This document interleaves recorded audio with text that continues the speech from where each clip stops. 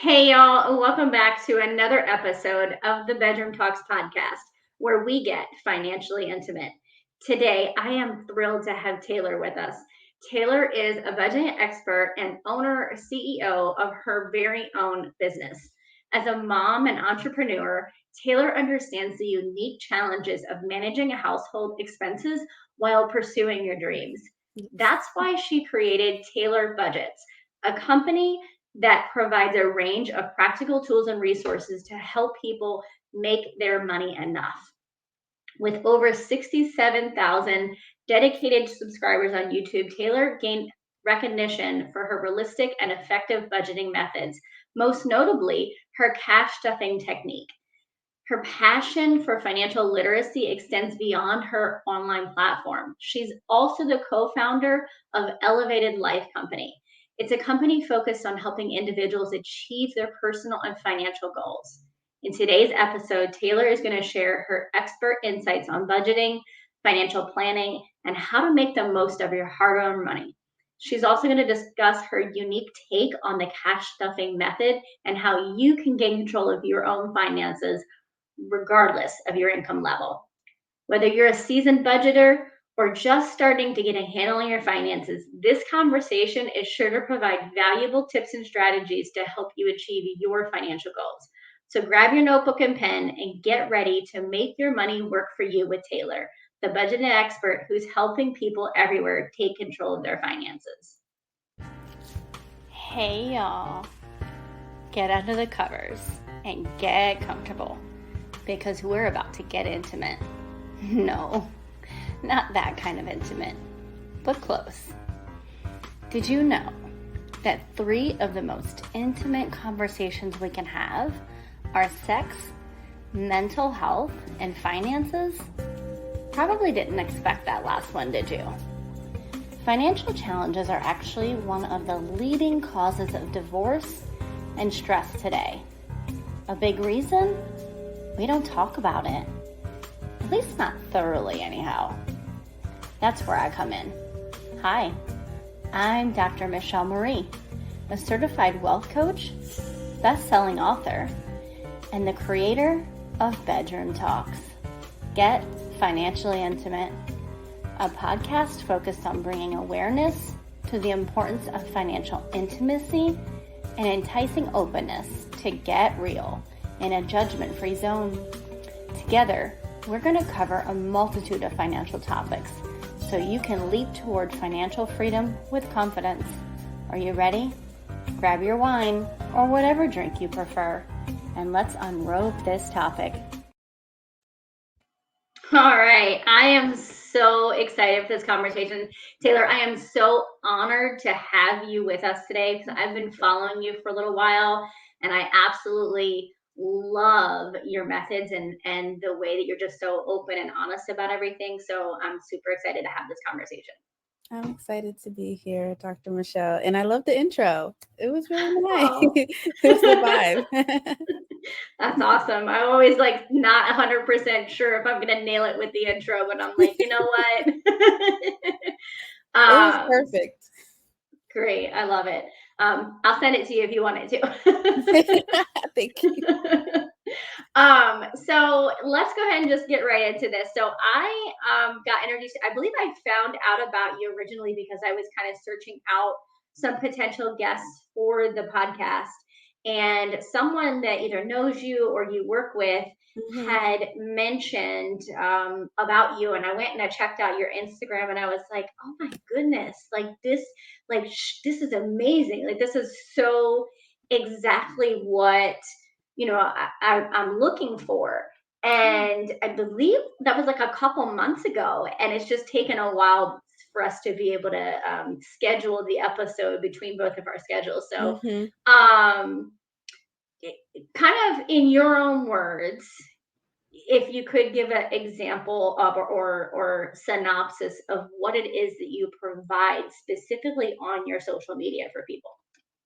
Yeah, sure. I guess I would say just real life hot, which means open, honest, and transparent financial tips. And I provide those financial tips by showing my supporters my real life finances. I think that's as transparent as one can get. And I think that's why I have grown to where I have grown, because of the relatability and the transparency. If I'm having a bad financial month or bad financial months, I say it. If I'm thriving financially, I say it.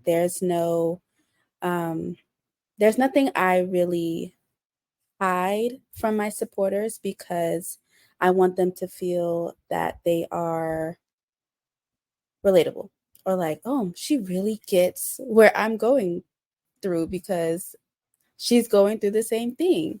So yeah, I think that's what I do. And I share that with the budgeting method I use, zero-based budgeting, and also the supporter favorite, cash stuffing. So Yes, I absolutely love that. I love the aspect of the honesty and you know you said honesty, openness, and transparent. transparent. Yes, Yeah, I transparency. absolutely love that. And you're right. Like nobody wants to really listen to someone give advice about finances if they're not sharing like their own challenges and like, Right. okay, you say this is what you got to do in tough times, but what tough times have you been through? How do you Mm-hmm. know, right? Yeah, exactly. And a lot of my supporters, they say, especially new ones coming in, they say, you're the first person that I found in the finance space that actually, one, doesn't make millions and millions of dollars, but also doesn't just show the highlight reels. Because, Mm, Instagram and TikTok, most of the time, all we show is the good and not the bad, right. or where we've come from. So I think by showing where I've come from and also what I'm going through is a part of humility. Mm, And I know for me, I don't want to follow anyone that isn't humble. So I pride myself on being as open as possible. And there are times when that embarrassment kicks in, like, "Ooh, Taylor, you racked up that credit card." mm. Now your supporters are holding you accountable because they're like, "Taylor, where you at? Where you been?" And I can't hide behind my credit card debt that I racked up because of stress, financial stress, right? So those are the Hmm. things I like to share. Like for me, I always share with my supporters, like, y'all, I am stressed. I went to Target. I did it again. Now we need to pay this off, right? Or now we need to figure out where this money is going to come from to pay off this Target card. So those are just the types of things I share. And by doing that, I understand my relationship with money. That's a huge thing. It's understanding your relationship with money. Hmm. Then if it's negative, how can we switch it to positive? So yeah. Absolutely, girl. Don't get me preaching on that topic Yeah. because mindset is Yeah. like the key. Like I talk to my clients all the time about this. I'm like, I can give you all the tools and resources in the world. I can help you build a solid budget. I can help you figure out the best Yeah. debt payoff plan. I can do all that for you. But if we don't work on the mindset piece, you're going to eventually end up right back in the same place again, even when you get out of that because Mm-hmm. you have to address the roots, and the roots are Absolutely. those negative mindsets, right? Absolutely. I love it so much. So okay, there's like 15 directions I want to go in my head right now, so I'm gonna I try to hone understand. it in. So first off, I was gonna say that I have little bits and pieces been vulnerable on my personal social media and stuff. Probably not probably, definitely not as much as I should be, right? So Mm-hmm. I've shared my story a number of times, but not like I always forget just because I shared it once doesn't mean that everyone saw it. And there's new people out there too, right? Mm-hmm. The other piece of it is like how you literally share how you're budgeting. And I have shifted my perspective on this topic over the last probably 6-ish months or so. Um, but at first I was afraid to share Mm-hmm. that stuff because I was thinking to myself, if I share what I'm really doing with my money, people are going to think, I don't want to listen to her. Right. She doesn't have it all together. But then you realize like people actually don't expect you to have it all together, Right. right? Like, because it's not real, Exactly. right? So the other piece of why I'm still not doing it as much as I should be is excuses. I say Mm-hmm. I don't have time, and really, like, I have a tight schedule, but not so tight that I can't carve Right. out some time Mm-hmm. for, putting that stuff out. Like, I keep telling myself, Michelle, you need to do something similar, like where you're showing your Yeah. budgeting, right? I know that I need to. I keep letting time get away from me. So that's on me. But I love that you're doing it, because more of us do need to do that. More of us Yeah. need to be open and honest about that piece. Um, but I wanted to kind of really get into this conversation of you mentioned the zero based budgeting, which 100% I love love it. zero based budgeting, and then the cash envelopes. Before I do that, I want to or kind of ask you, like, how did all this get started? Like, what Mm-hmm. happened that made you start doing this? Yes. So it was December 2020. I was actually talking to Amethyst, who is the one that Yes. connected with you about me. So she's been a longtime friend of mine, and now she is also my assistant. So um, we were texting, and I was telling her how I really need to start budgeting because at that time I was a single mom. I was making very little money, and I was living with my family. And I was like, "Ooh, I really just not that I don't want to live with my family, but I want to be able to take care of my daughter on my own." And I wasn't able to do that. And she was like, "Have you heard of the Budget Mom?" And I was like, "No, what is that? Who is she?" And she sent me her link, and that was it for me. Wow.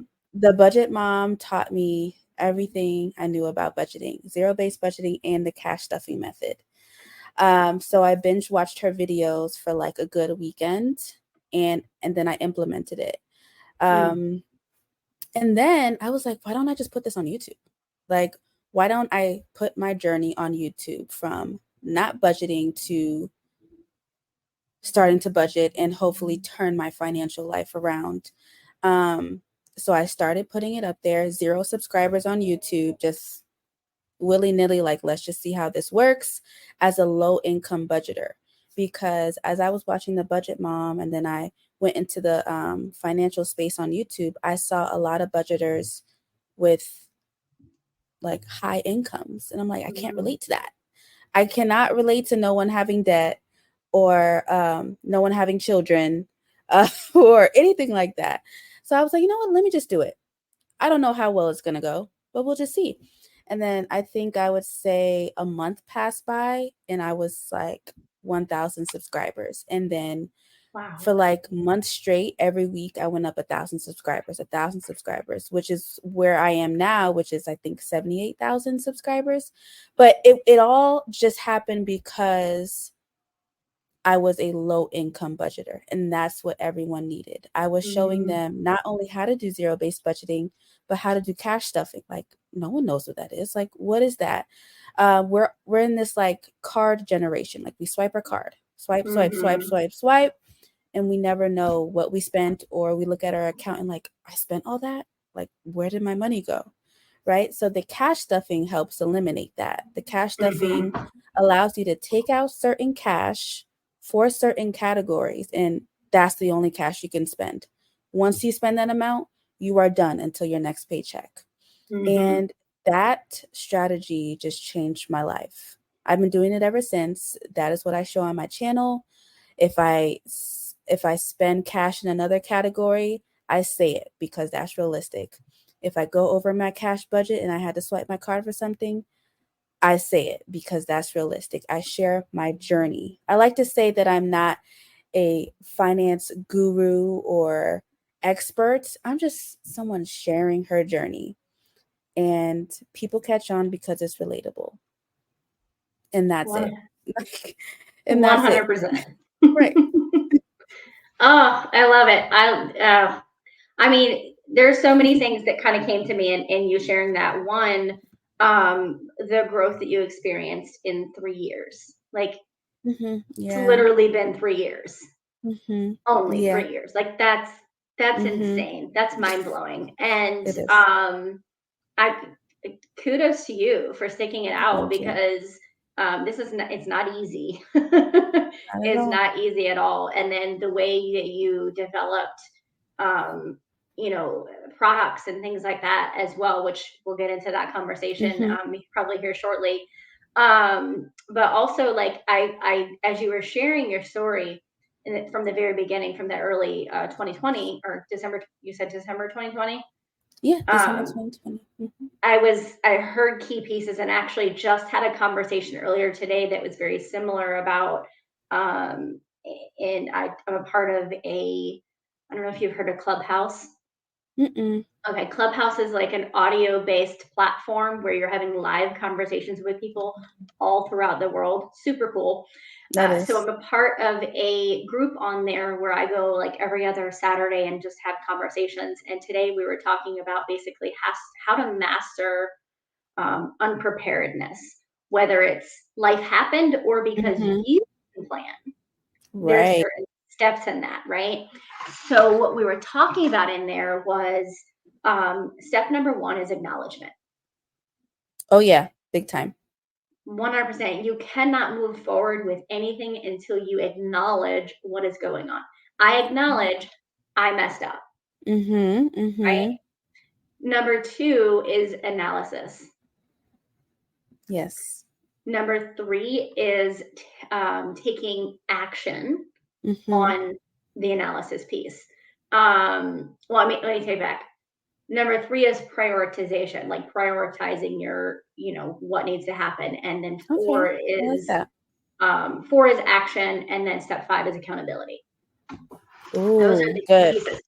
So I heard every bit of that in what you shared from that moment of December Oh, 2020. that is great. Yeah. Like, isn't it? Like that is Yeah. exactly like I heard you. You said that you were like, "Ooh, I realized I wasn't doing good. I wasn't budgeting, and I needed to do something about it." And then you were like, "Okay, well, here's maybe where I wasn't doing so well. I got to do something about it." You did talk to someone first Mm-hmm. originally before you like took action, but that was like a general conversation. That was part of the analysis piece. Right. And then you figured out your priorities. I need to learn how to do this. I need to figure, okay, Right. what do I need to do? Right. And you got some information and you took action by learning and implementing. Yes. And then I assume this person has been your in essence, accountability partner this entire time. Mm-hmm. Yeah. And So, I would also like to add to that, it's finding motivation to keep you mm, going. yeah, yeah. With anything in life, if you want to change something that could possibly be like a constant, consistent, actionable steps you have to take in order to change and stay changed, you have to find something or someone that motivates you. And for me, that Mm, was my daughter. That was one of the things the budget mom recommended was, yes, you decided that you want to take actionable steps to change your finances. Great. But what's going to keep you going? mm, Because I think we can all relate to having this urge and motivation and like, yeah, let's do this. And then we're like, oh my gosh. Especially if you don't see whatever you're trying to accomplish right on or like mm-hmm. immediately. We have to find something that motivates us. And for me, that's my daughter. And that's going to always be a constant motivation because I have to take care of her and she's the love of my life. So if I want a roof over her head or I want her to go to a great school or attend dance classes or have all the toys she wants and shoes and whatever, I have to make money. I have to not only make it, but manage it the right way. Right? So, yeah, I would add that piece, but those steps that you mentioned are spot on. But just through experience, we can take those steps and be headed in the right direction and go right back because we don't motivate ourselves. Sometimes we Mm. have to find something outside of ourselves to motivate us. So. Yeah. I'm also a psychology major, so I love it. No, but you're right. You're 100% right. Actually, come to think of it, when I was in the very beginning of my doctoral program, and this was, when did I start? I want to say I started my program in 2018.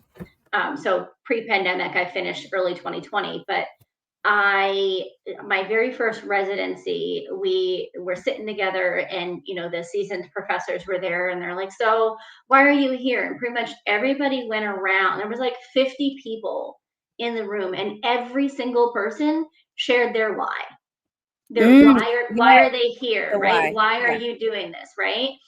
And it was very interesting because we all had a reason and purpose. Mm-hmm.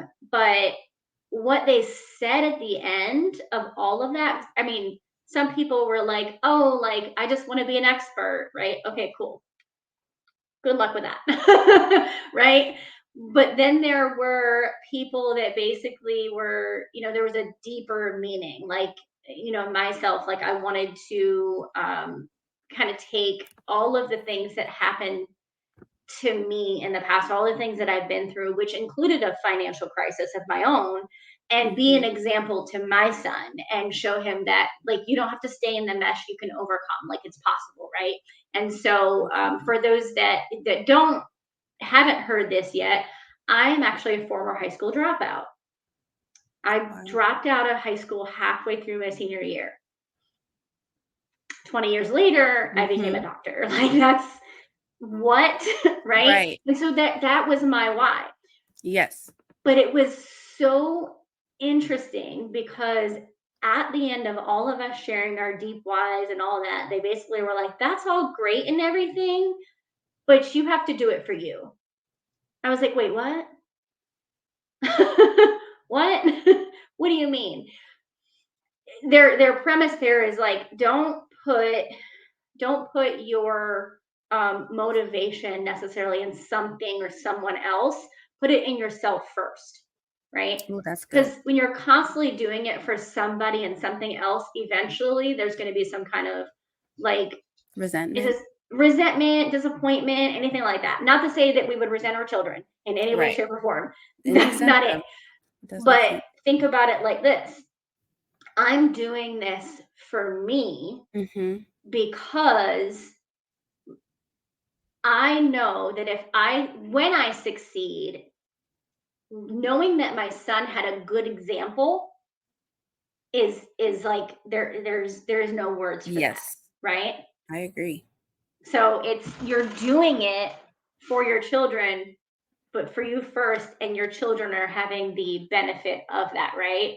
I guess Um, that kind of reminds me of when they say, um, you have to be good for yourself before you can be good for your children.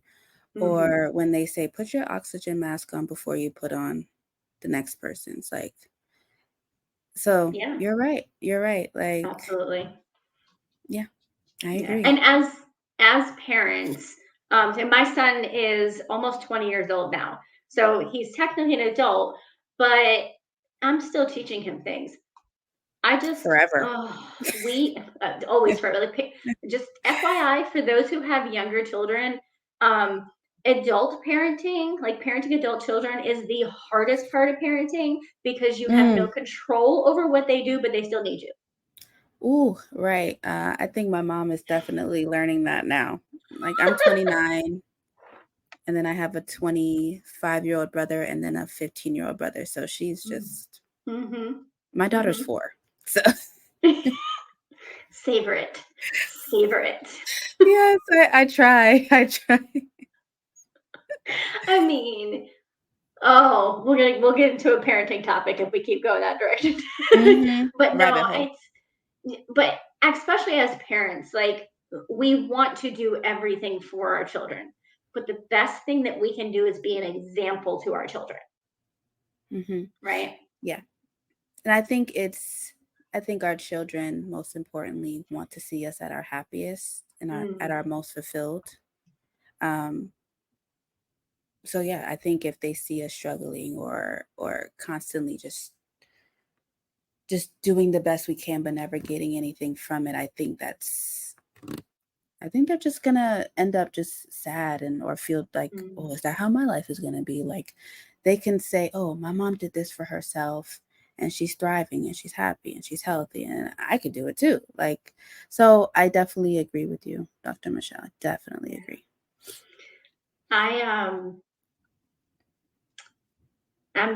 So first off, I think that sometimes my son's like on my social media and stuff too. It's like he Mm-hmm. knows what I do. He sees my stuff or whatever. And I know he hears me, but I'm pretty Yeah. sure he gets annoyed and he's like, I'm tired of having these conversations with my mom. Oh yeah. But in the end, he goes back and he's like, Mom, you're right. Mm-hmm. I know Yeah. I was. I always will be. Just remember that. I've gone through it. This is from experience, right? I get it. Absolutely. Yeah. I'm curious. I know you said your daughter's 4, so Mm-hmm. it's hard to have certain conversations with her at this point, but she's also old enough to start understanding things. So Mm-hmm. I'm curious if you have started having any money conversations with her yet. Not yet, if I'm being honest. I think sometimes when she does receive money, the first question I ask her is, do you want to save it or do you want to spend it? And of course, it's always spend on toys. So then we get to Target and I'm like, are you sure? Because if you get more money, you can buy something bigger if you save it. And then she just like, she's very intelligent. She's like, Mm, hmm, now I'll do it. I'll just buy something now. Right. So what I started doing is, because I'm a cash stuffer, if I receive any coins throughout the week from like change from the mhm. grocery store, Starbucks, wherever I go, she has her own coin box thing. And I told her, all the coins that you receive in this box for the whole year, you get to spend. Like, I guess at the end of Christmas time or in the new year on something or whatever you want. And she loves to put the coins in the coin jar because she likes to see them grow. But then I'm going to take her to the bank and see how we can exchange it into cash. And I'm going to count it with her. And then I'm going to be like, do you want to put this away or do you want to spend it? But she's gotten the idea throughout the year that, oh, I'm going to keep saving so I can buy something bigger later. She's 4, so she always wants to spend something. But at least I'm getting her into that mindset of, no, I need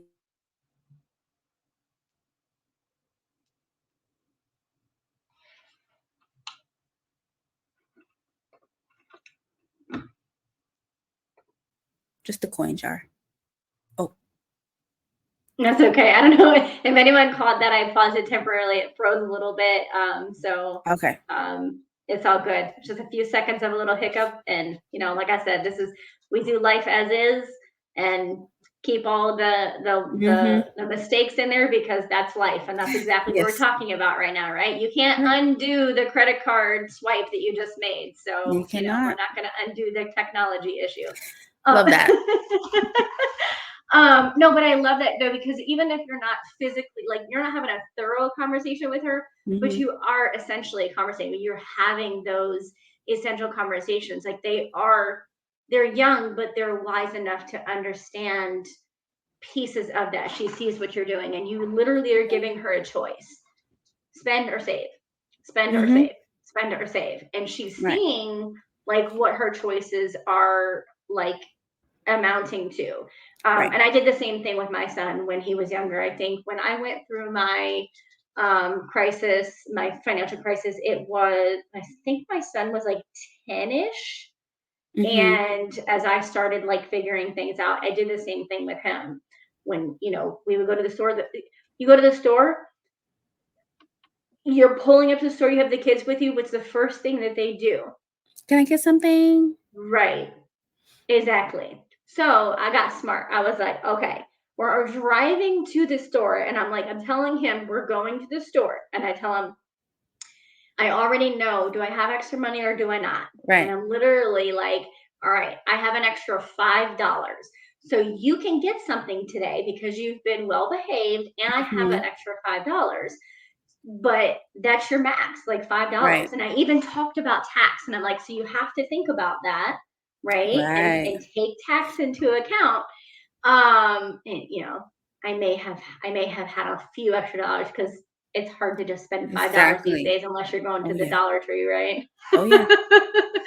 But there were times where I didn't have anything. And I Mm-hmm. literally said to him, I have no extra money today. We're going in here for just this, and that is it. Please do not ask me for anything today. Right.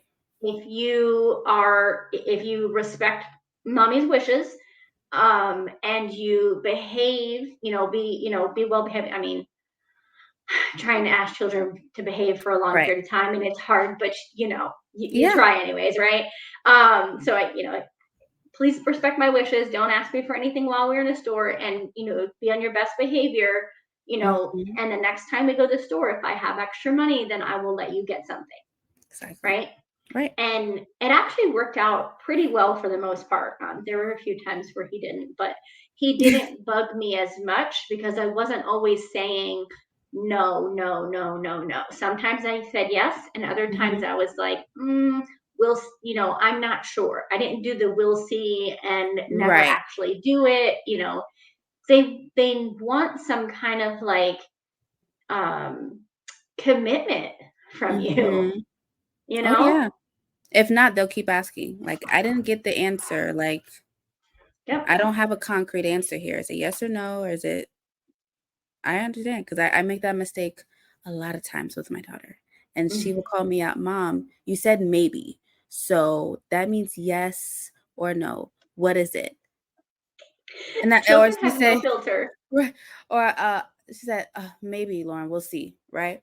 And then we get there, she's like, Mom, you said we'll see.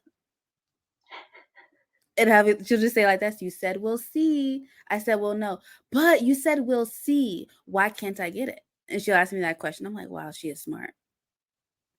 Like, They give me also, yeah, like give me an answer, but right, also like they don't understand what you mean by "we'll see." Like right. they don't really they take "we'll see" as, oh, that's likely a yes, Mm-hmm. Yeah. not a I haven't decided yet, Mm-hmm. because that's what "we'll see." "We'll see" means I haven't decided yet, but they don't hear that. They hear this might be a yes. Yeah. So I'm just gonna keep asking Yep, until I get a yes. And exactly. if I don't get a Exactly. yes, I'm gonna throw a fit, at least for my child. But yeah. Yep. 100%. I have been there. Um, so I'm going to ask you a question that's a little bit more on the vulnerable side, but from what you've shared already, I don't think this is too far out of what you've kind of already um, talked about on your social media and stuff. But Mm-hmm. can you think of, or let me word it this way: thinking about some of the challenging financial decisions that you've had to make, or maybe something that you did with the money that was probably your quote worst mistake when it comes to the money. Like, could you share an example of something and then how you maneuvered through That's pretty tough because I would say I'm a natural saver. that? Okay. I'm not really big on spending lots of money at a time, but what I have realized about myself is that when I get anxious, I go straight to the store. Mm. And I'm anxious a lot of the time because I just have so many things just on my plate. So it was within the last year, I think Black Friday last year. So it's been almost a year. I was so stressed, Michelle. Like I can't even tell you. I was stressed. I would find myself at Target and I would spend hundreds of dollars at a time. And at first when I Mm. did that, I would not tell my social media supporters. I would not tell them Mm. because I was like, okay, I just did this and I would always use my Target credit card because I never used it. And I was like, I can use it, pay it off. But if you're like me and all of the other Target lovers, you go there for one thing or you say you're going to buy one thing and you end up spending $200. Exactly. I don't know how Target does it. Anyway, so there was one time, I think it was several months ago. Um, I was telling my supporters how, oh, business hasn't been doing well. I haven't been receiving the income I've been receiving. And I have to use my savings now to take care of my bills. I had about 3 months of bills saved up. Mm. So that's what I used. Um, and the love I received from my supporters was amazing because they were like, this is real life. Now you're helping us understand the importance of having savings, because something like this can come up even for someone who has a successful business, 6-figure business. There are times when business just doesn't go well. You have to Mm-hmm. have that savings. So in the midst of all that, I went to Target and I think I spent like $350. And I Mm. said, hmm. And that was like right after I moved out. It's just, I moved out. Just me and my daughter, own apartment, big girl bills, right? Car insurance, car, all that stuff. And I was like, okay, how am I supposed to be transparent about this? Like, because there's a part where you are an influencer now, even though you didn't ask to be, you are an influencer now, and people look up to you and take the decisions you make very seriously. And so Mm. I'm like, okay, how am I supposed to explain this? That I just went to Target because I was anxious and I decided to buy up the entire store. Um, and then I just did it. I was like, you know what, y'all? I spent a lot at Target. Don't know why, don't know how I'm going to pay it off, but we're just going to have to create a debt plan. And you see the comments like coming in like, thank you so much for your honesty. I just did that the other day and I don't know how I'm going to come back from it because I don't have any savings or anything, or I haven't been making a lot at my job, and I just go to the store and I just find myself there spending hundreds of dollars. And I just thank you for your transparency, because who would have known that someone like you, Taylor Budgets, this can happen to? And I was like, wow, like people really, really, really just need that relatability and that comfort in knowing that, okay, it's not just me. Whew. So I learned that um, financial freedom isn't just about um, not being able to or always having the money to pay for something. I don't think that's what Mm. financial freedom is anymore. I really think it's about the mindset. Amen. Like if I can change the whole, oh, I'm anxious, I got to go to Target and spend something, then I have reached financial freedom. Because even if I don't make as much money as I have made, I know that, okay, I've changed that negative mindset of spending more money than I have.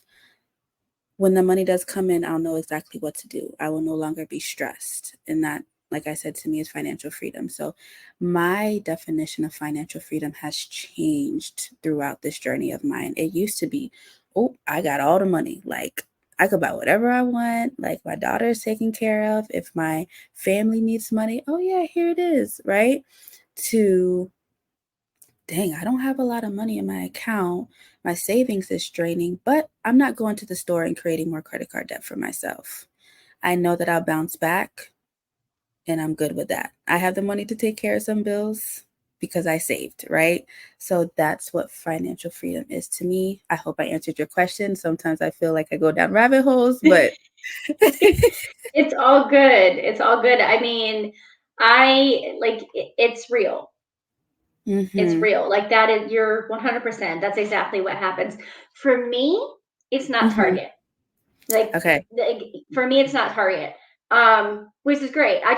I purposely will not go into a Target unless like it's an absolute dire need Oof. for that reason, right? Mm-hmm.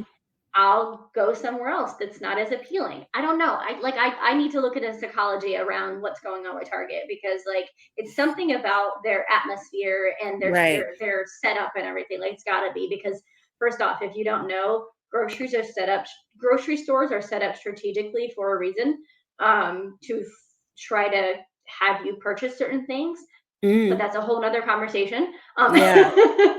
But for me, my problem, and somebody's going to relate to this as well, is food.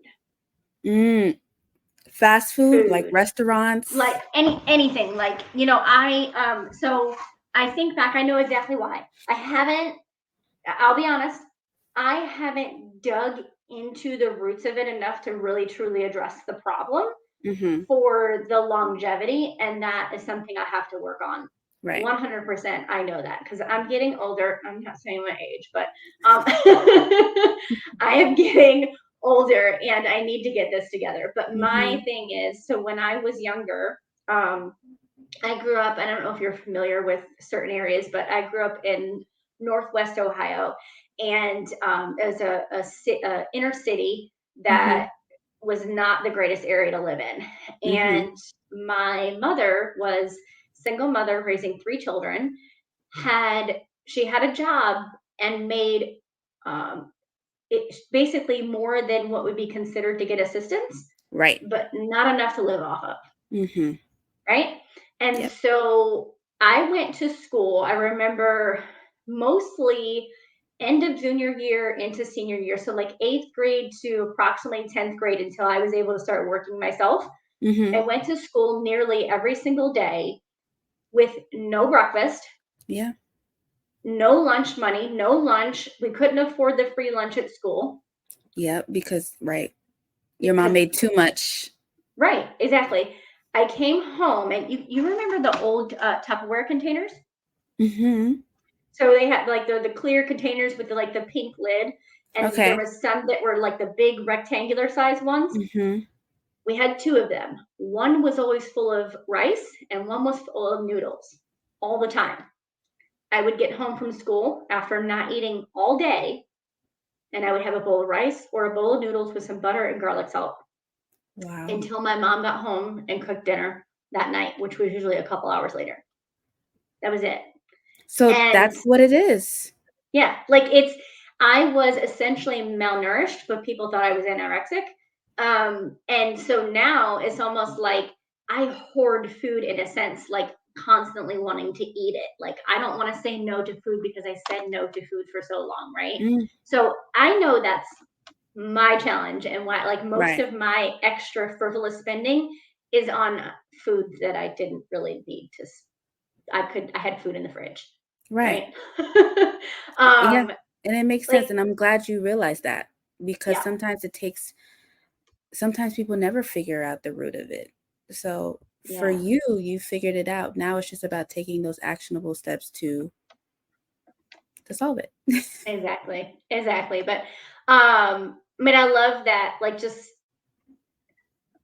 the vulnerability piece and the honesty and stuff. So I thank you for sharing that story And same because to you. yes, Thank you for there. sharing. You're welcome. Yeah. But somebody's going to relate to each of us, right? Mm-hmm. Like there may be somebody that relates more to the Target thing than the food thing, and there's going to be somebody that relates more Oh to the yeah. food thing than the Target thing, and then maybe there's somebody that listening is like, neither one of those matters. Well, what is it? Is it shoes? No, I'm Is it telling nails you. and hair? Right. And one of the things too, one thing I learned from the budget mom when I first started, she said the two most things that people overspend in is food and miscellaneous spending. Even Mm-hmm. if it's not Target, miscellaneous spending can be beauty, Yeah. lashes, Botox, whatever the case Mm-hmm. is, it's still miscellaneous spending. Yep. Miscellaneous spending is stuff you don't need. You don't need it. You don't need it to Nope. survive. You I don't. don't need Target to survive. Nope. Right? You You need don't. food to survive, but it's the overindulging Overindulgence. Yeah. of food, like what you explained. So those are the two most things that people have issues with. Yeah. Um, So I know that we're probably got about 15 more minutes before we're gonna be closing the episode. But I wanted to take a few minutes to talk about some of the products that you have because you have an actual product line. You have a whole Yeah. website, actual product line, and I think they're very, very valuable resources. So I want to give you a few minutes to kind of just explain those resources, Hmm. why you think they're so important, and then where people can access them. Sure. So in 2021, it was like about a year after starting my YouTube channel, a lot of my supporters were like, open an online shop. We want to buy the same things that you use, right? So I started off with cash stuffing wallets. That's what I call them, cash wallets. So basically they're little mini wallets that have binder rings, and you can put envelopes in them. So you could put your grocery envelope, your gas envelope, and all of this stuff you can find on my Instagram at Taylor Budgets. I highlight all of my products on there. I also have binders that you can use for your sinking funds. And what sinking funds are long-term cash savings. So maybe you're saving for some fun money or fun activities down the line, or holidays, Christmas, emergency fund, whatever the case may be. Those are bigger envelopes than the wallets. And then I have new budget books coming out. And I have 2 new budget books coming out that I'm so excited for. They're coming out Black Friday, but it's basically an undated budget book, which means that you can put your own days of the week, you can put in your days, you can use this for any year. It's basically what I think is going to help you manage your finances. It's the same book that I use. So I always tell my supporters, if you have a hard time with the book or how to budget, just go on my Instagram and budget with me, or go on my YouTube and budget with me. It's the same thing that I use. Undated, it has savings challenges in the back, so you can have fun while you save money. It has like debt payment trackers and savings trackers, investment trackers, expense trackers. It has all the things you need as a beginning budgeter and as a seasoned budgeter. I also sell just accessories such as calculators, cash trays. So if you're ever deciding to start your own budgeting channel and you want to have a nice tray to put your money in, or even if you don't want to start a budgeting channel and you just want to have a nice setup for your own personal use, I sell cash trays. And like you said, they are custom, so they all have my logo on it. They all have gold hardware because I just think that's more fancy. But yeah, just something, all these products help you make budgeting fun. And that's what I'm about. I feel like budgeting can be this annoying adulting task because people think that budgeting means that you can never spend money. But for me, budgeting means that you manage your money so that you can spend money. Like, Exactly. right. So, and sometimes we need those cute products that we can customize to help our budgeting journey just be a lot more fun. So that's what I sell.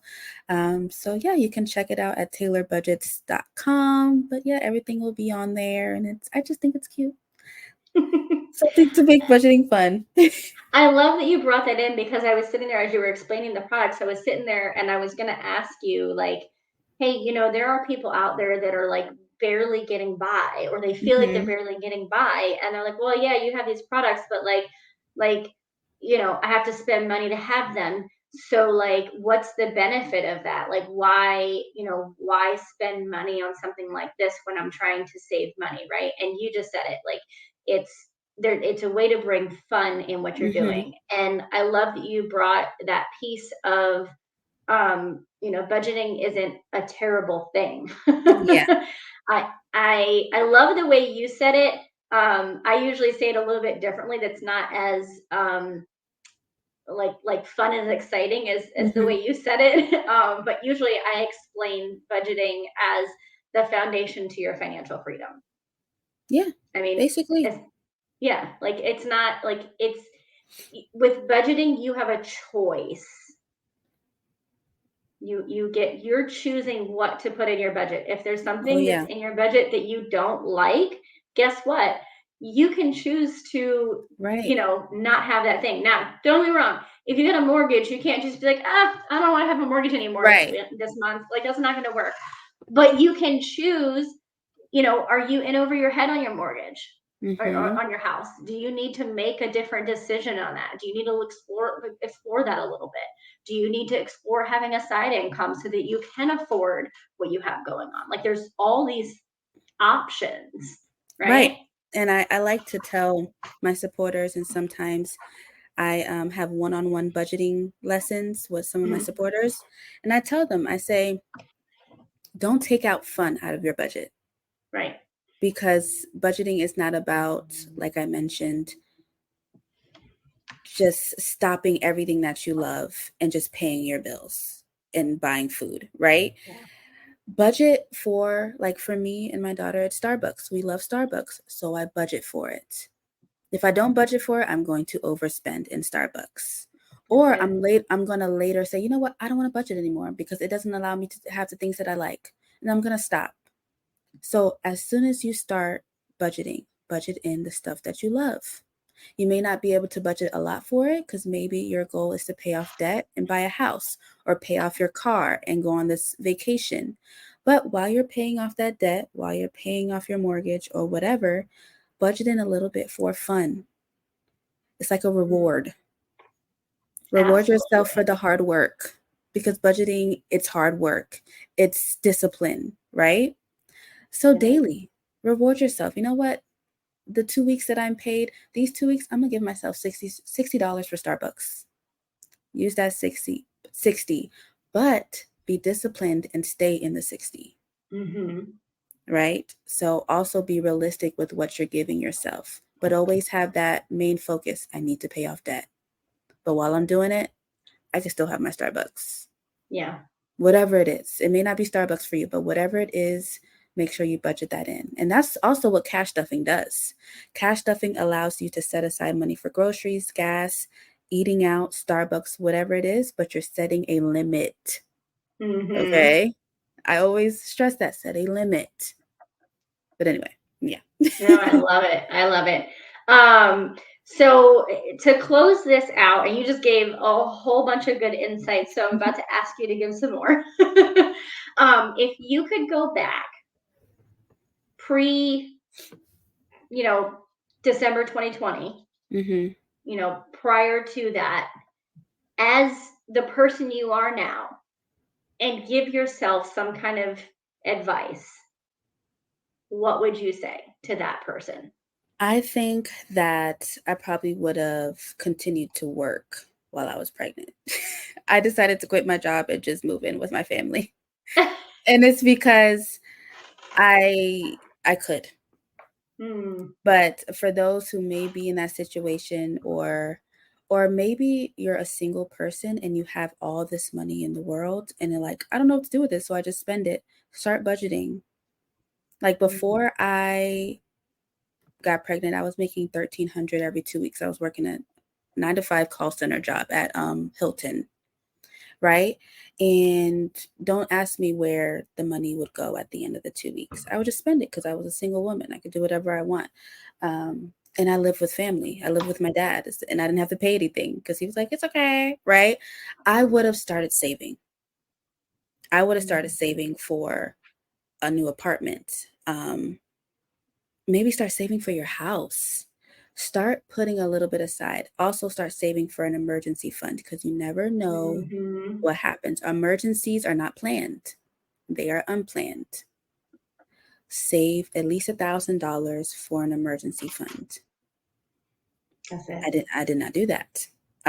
Start saving some money to go towards a future goal that you want. You may not even know that you want it when you have it, but just knowing that you save the money and you put it away is it's just a good feeling. And also, don't just save it in a regular bank account, save it in a high yield savings account, something like That one. Capital One, so that your money grows while it's sitting in there.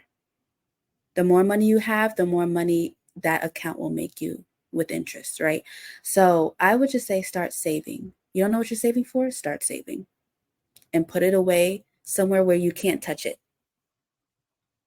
Yes. And that's the best advice I probably would have given my 23, 24-year-old self. I love it. So, I echo everything that you said 100%. thank you. Taylor, I have so enjoyed having you on. Yes. I don't want to end this conversation, I but don't either. We gotta have a part unfortunately, 2. yes, I love it. And actually, maybe we'll do maybe we could do a live on Instagram one day. That would Oh be yeah, super I would cool. love that. Yeah. So we'll talk about that. For in the meantime, y'all follow Taylor on Mm-hmm. Instagram. Follow me too if you're not already, please. Why aren't you um, following Michelle? definitely follow us both. That we're on Instagram, YouTube. I know I'm on Facebook. I think we're both on TikTok also. Like Mm-hmm. everything. If you're not sure about how to access Taylor or her websites or anything, the links are going to be down below in the show notes. And don't forget to not only share this episode because somebody you know needs to hear this, and you just kind of subtly give them the information just by Right. sharing the episode and be like, hey, this is a great conversation you should listen to between these two ladies. But also, let us know in the comments what you think about this episode. Like, we want to Yeah. hear what you think and whether this is relatable to you. So, thank you all, and we will see you next time on the Bedroom Talks podcast, where we Bye. get financially intimate.